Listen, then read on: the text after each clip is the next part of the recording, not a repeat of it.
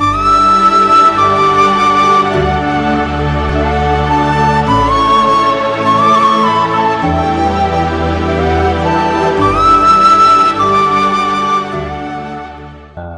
very passionate about this matter you're talking about.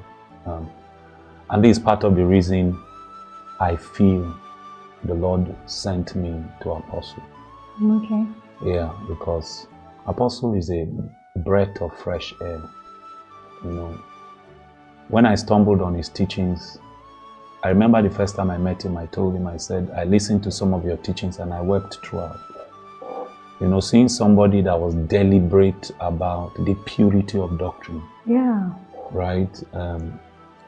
Really resonated with me because that's my calling. When I tell people I'm called to raise Puritans, they think just in the area of sexual purity. Okay.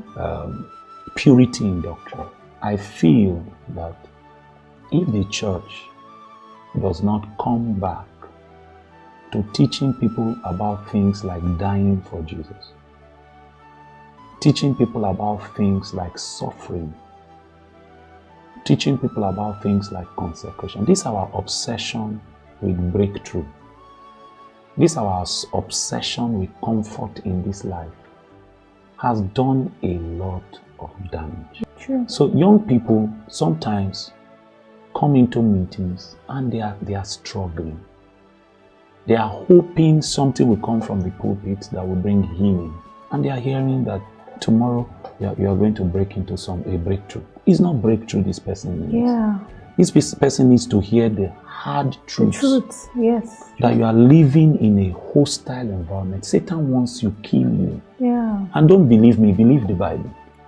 The Bible says your enemy, the devil, is moving around as a roaring lion, looking for whom to devour. He's there in black and white. Yeah. He wants to kill you. He wants to destroy you.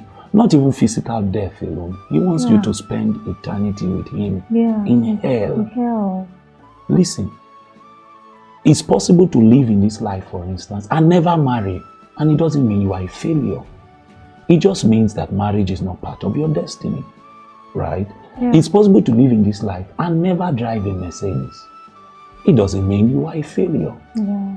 The way life is measured, the way success is measured, is in how well you found what was written concerning you. You fulfilled it, you did God proud, and then you died.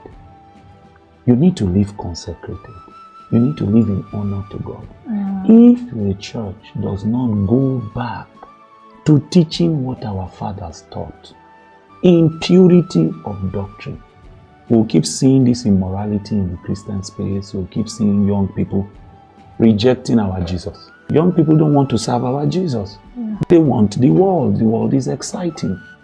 So we are now thinking that the way to help them is to bring the excitement from the world into the church. So we want to do praise and worship. 1, 2, 3, 4, 5, 6, 7. What we are doing is creating more harm than good. So our young people, the church is losing our youth. But meanwhile, in the 60s, the 70s, they taught these hard truths and youths were pouring in. Why are we trying to change the doctrine? Yeah. If you want to serve Jesus, you will suffer.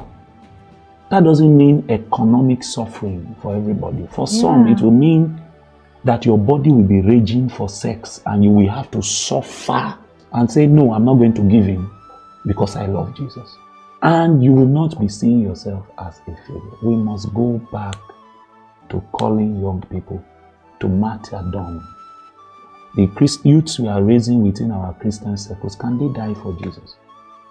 Can they really, really die for Jesus? If something goes wrong in Nigeria now, and Nigeria becomes a persecuted nation, maybe by our cousins or other religions, and Christians are being haunted, will we be able to die for what we believe in?